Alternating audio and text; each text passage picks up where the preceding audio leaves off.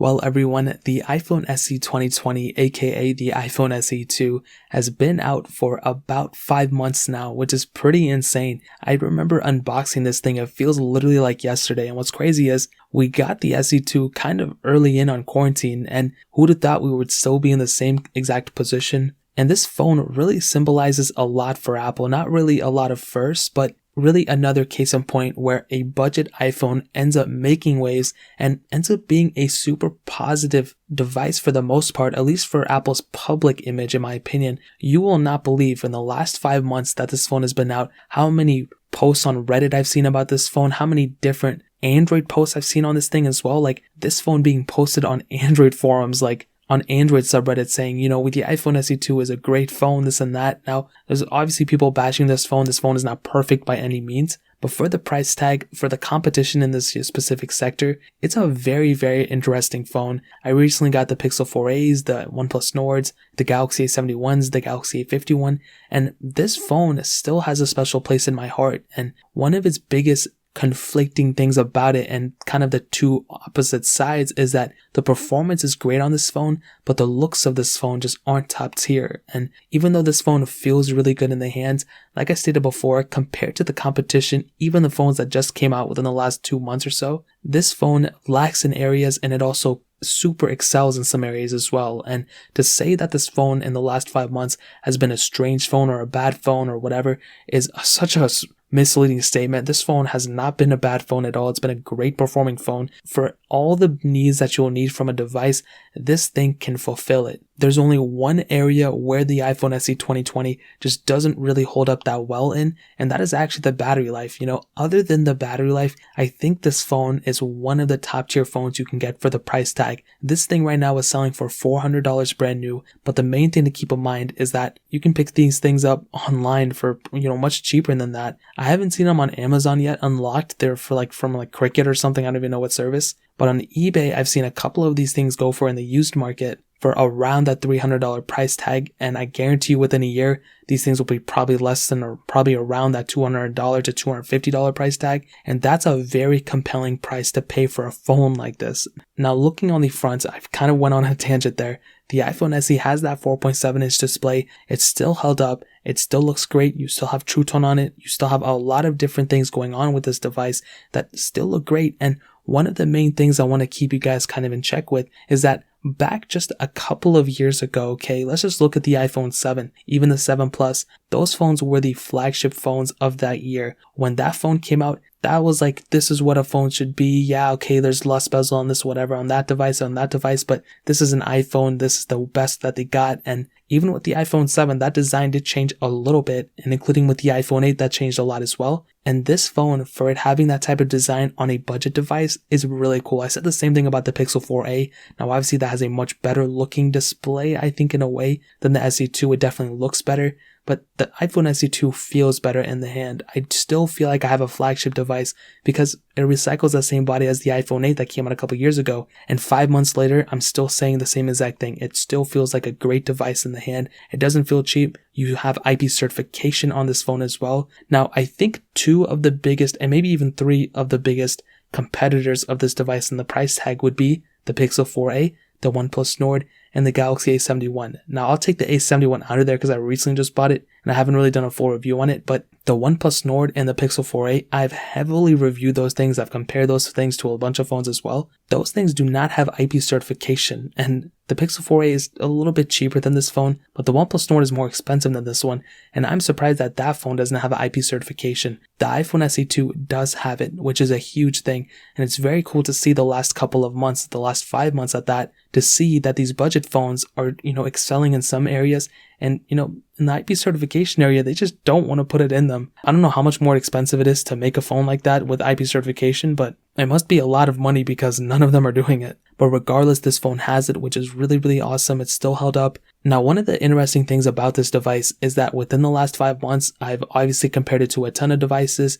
It's been pretty fast. I think it's probably one of the more faster devices when I compared it to like the 8, the iPhone 11s and all those things. I think the 11s are still faster, but this device still held its own, and I'm so happy about that. But it doesn't feel any slower. I've updated it a lot. I am about to install iOS 14 on it in the next couple of weeks. Battery health hasn't gone down at all either, even though it has a smaller battery, and I've really been like letting it die all the time and like being in weird conditions and all that stuff. Battery health hasn't gone down either, which is what I'm really happy about. And the software experience is still tremendous. I still feel like the fact that on this budget phone, we are getting the same day one updates that we're getting on the iPhone 11 Pro Max, and even eventually this year with the iPhone 12 Pro Max and with the iPhone 13 and iPhone 14, whenever those phones get updates, the iPhone SE 2020 will also get updates probably 99% of the time, unless there's like a special update for those devices. This phone will get those updates as well, which is another humongous aspect of this device. Now, luckily, the Pixel 4a and the OnePlus Nord also do pretty good with software as well.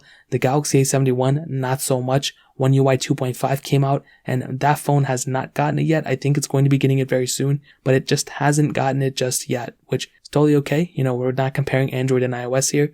We're strictly comparing the phones themselves. But that software update lifecycle is something that is really, really awesome and kind of underrated on the iPhone SE2. The longevity of the software is great, but the fact that we're getting the same updates over and over and over again on all iOS devices that are supported is extremely cool, and I was really happy to see all these updates on the SE2 as well. So the problems that I was having on this, day one of the SE2 experience, has been pretty much fixed since, this time forward. So that's a really awesome thing. Now, performance-wise, like I stated before, it's been a pretty good performing phone so far.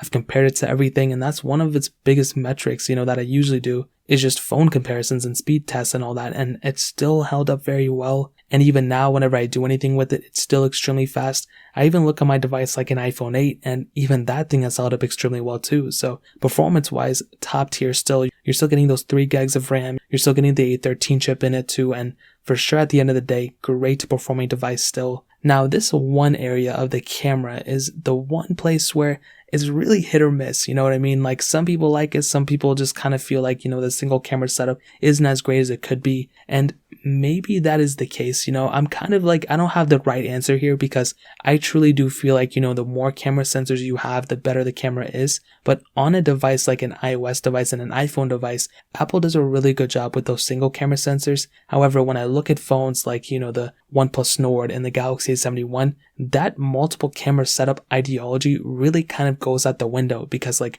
2 or 3 of those camera sensors are kind of useless.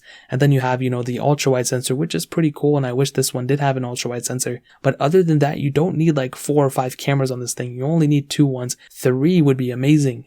A wide, ultra wide, and telephoto lens. That's really all you need for the most part. And on a budget phone, hopefully these next couple of ones from Apple will do a lot better. But I still think at the end of the day, this thing has a really good camera. I've done a ton of camera tests with this thing too, and I found that it did a really good job. And even now when I take photos and videos, it still holds up really, really well for sure. So camera wise, I can sit here and talk about the megapixels and all that stuff, but in real world use that I've been using it, it's done a really good job in my opinion. So in terms of the camera department, that pretty much covers it. Now, ending it off with the battery life, like I stated before, definitely not my favorite aspect of this device. From the last several months of owning it, it hasn't been my cup of tea. Now, is it supposed to be like this? Is it supposed to be whatever? It really is whatever. Like, I'm not using it as a main device, but for somebody who I would go ahead and recommend it to, I would 100% say, getting a phone with a better battery life, especially better than this, would definitely do you better in the long run. Now, I'm not saying this battery life is completely horrible or it's unusable. That is not the case at all. It's still a